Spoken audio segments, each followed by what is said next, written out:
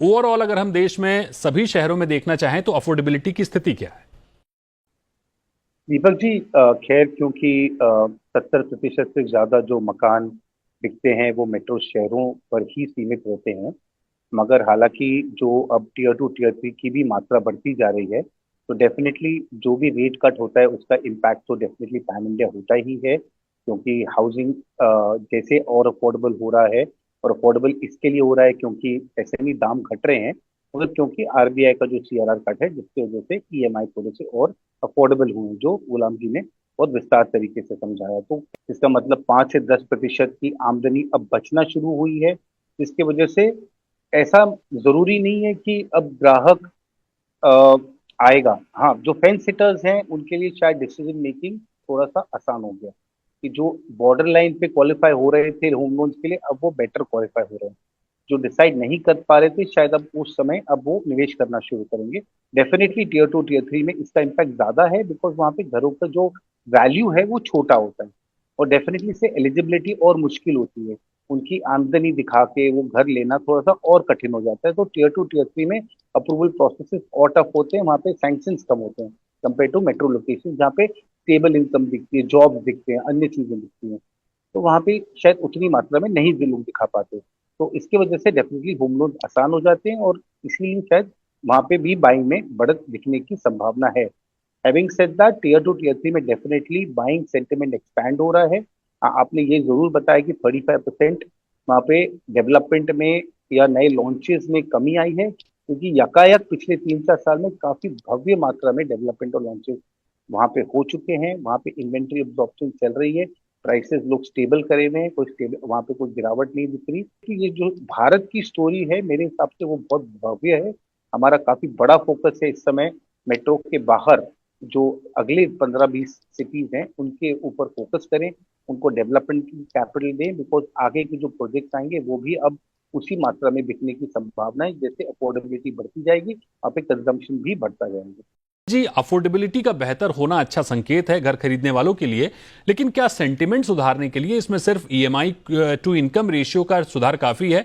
क्योंकि property price तो लगातार बढ़ रहे हैं। दीपक जी, ऐसा है कि अफोर्डेबिलिटी, जैसे मैंने आपको कहा, उसका जो इम्पैक्ट आता है वो कैपिटल वैल्यू या प्राइसिंग से ज्यादा आता है, ना कि दरों से।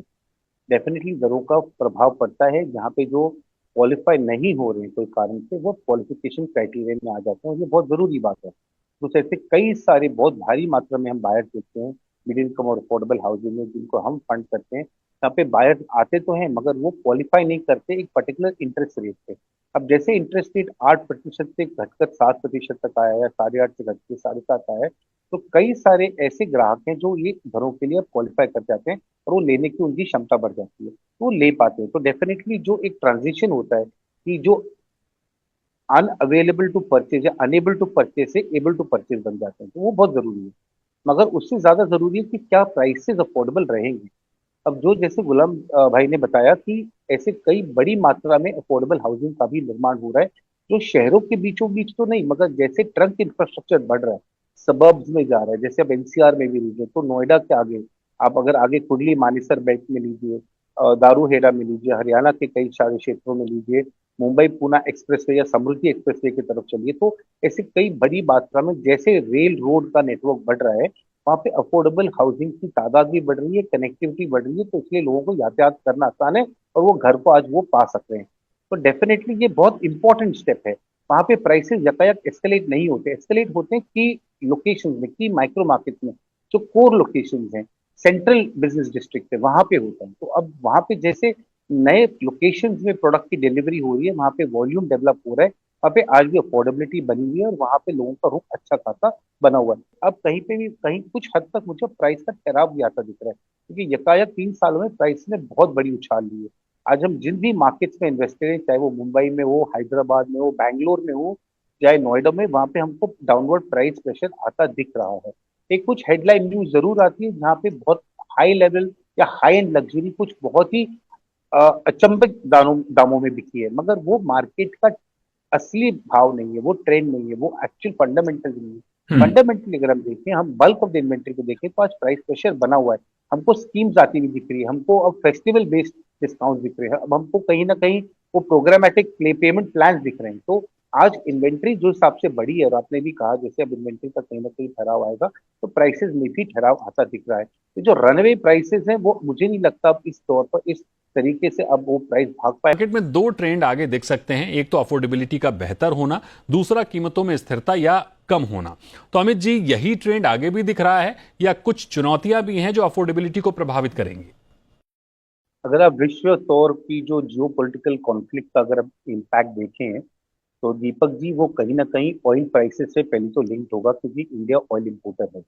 और जैसे गल्फ ऑफ स्ट्रेट और बाकी जो की ऑयल कॉरिडोर बंद होते हैं, ऑयल प्राइसेस बढ़ते दिख रहे हैं, तो डेफिनेटली उसका इनपुट कॉस्ट में डेफिनेटली इम्पैक्ट आएगा, चाहे वो लॉजिस्टिक्स और ट्रांसपोर्ट हो, सीमेंट हो, स्टील हो, और बाकी अन्य इनपुट मटेरियल्स हो।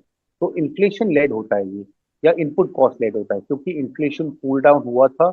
इसके लिए आज हमने सीआरआर रेट कट देखा, आज हमने इंटरेस्ट की दरें कम होती देखी। मगर अगर इन्फ्लेशनरी ट्रेंड वापस बढ़ेगा तो और फर्दर कट्स का हो पाना शायद मुश्किल हो। नंबर टू, अब जितना भी इम्पोर्टेड मटेरियल है, क्योंकि काफी हद तक जो फिनिशिंग मटेरियल होता है, काफी हद तक जो हम चैनल वगैरह यूज करते हैं, काफी हद तक वो इम्पोर्टेड भी रहे हैं। इम्पोर्टेड मटेरियल्स के ऊपर कहीं कहीं ना कहीं कहीं वो डिफिकल्टी आने की संभावना भी है। तो जैसे इनपुट मटेरियल्स कम होंगे या उनके दाम बढ़ेंगे, प्रॉपर्टी प्राइसेस पे भी उसका इम्पैक्ट आने की डेफिनेटली प्रेशर बनी रहेगी। तो जहाँ पे सेल नहीं हो पा रहा है, यहाँ पे स्ले स्लो हो रहा है, यहाँ पे प्रॉपर्टी प्राइसेस कम हो रहे हैं या होने की संभावना है या फ्लैटलाइन हो रहे हैं, वहाँ पे कहीं ना कहीं बिकॉज ऑफ इन्फ्लेशन हो सकता है, अगर ये स्थिति बनी रहे तो वापस से कुछ हद तक मार्जिन प्रोटेक्ट करने के लिए कुछ प्राइस बढ़ाने की जरूरत पड़ सकती है। ये तो खैर देखने पर है कि कैसा होता है। That is number one. Number two, जितना भी एक्सपोर्ट ओरिएंटेड इकोनॉमी है, चाहे वो सॉफ्टवेयर रिलेटेड हो, जनरल ज्वेलरी हो, टेक्सटाइल हो, उस पे भी because of the existing geopolitical का जो वातावरण है, टैरिफ को जो बना हुआ है, जो ट्रांसपोर्ट सिस्टम्स हैं, इंटरनेशनल फ्रेट्स हैं, वहाँ पे कहीं ना कहीं अगर स्लो डाउन या उसका ट्रांसपोर्ट इम्पैक्ट आता है तो वहाँ पे भी एक्सपोर्ट वॉल्यूम्स कम होते हैं, तो आमदनी पे असर पड़ सकता है। हमारे कई सारे जो निवेशक हैं वो एक्सपोर्ट ओरिएंटेड बिजनेसेस में वो काफी ज्यादा कॉशन में चल रहे हैं। इस समय वो अपना आमदनी और रुपया बचा के चल रहे हैं, वो नए खरीदारी में नहीं देख रहे हैं। तो कहीं ना कहीं ये कॉशन बन रहा है, स्पेशली जो एक्सपोर्ट हाउसेज की तरफ है, जो एक्सपोर्ट ओरिएंटेड है, जो विदेशी काम से जुड़े हुए हैं, तो वहां पे थोड़ा हमको क्वेश्चन आता दिखता है। डोमेस्टिक कंजम्पशन बरकरार है, जीडीपी ग्रोथ रेट बरकरार है, डोमेस्टिक ग्रोथ ठीक ठाक लग रहा है, कैपिटल मार्केट भी ठीक है, विदेशी मुद्रा भी देश में आ रही है। मगर हाँ, ये जरूर है कि थोड़ा क्वेश्चन बना हुआ है, लोग अब सोच समझ के काम कर रहे हैं कि हमको आज लेना है नहीं लेना है, क्योंकि एक तो दरें कम हो गई, दूसरा प्राइसेस फ्लैटलाइन हो रहे हैं। तो क्या आज लेना जरूरी है, और नहीं तो क्या हम 3 से 6 महीना रुकने के बाद ये डिसीजन लें? ये डेफिनेटली ये थॉट प्रोसेस मुझे आता दिख रहा है। इसके लिए जहाँ पे हमको लगता है कि अब ये पोस्ट मानसून है, मानसून स्लो होता ही है, पर हमको जहाँ लग रहा था पोस्ट मानसून और फेस्टिवल सीजन में एक सेल्स अपटिक होगा, आज हम उसको डिस्काउंट कर रहे हैं। हम Q3 और Q4 सेल्स को ऑलरेडी हमारे फोरकास्ट में डिस्काउंट कर रहे हैं उसके चलते। तो डेफिनेटली थोड़ा एक कंसर्न मेरे को लार्जर जियोपॉलिटिकल इन्वायरमेंट को देख के बना हुआ है।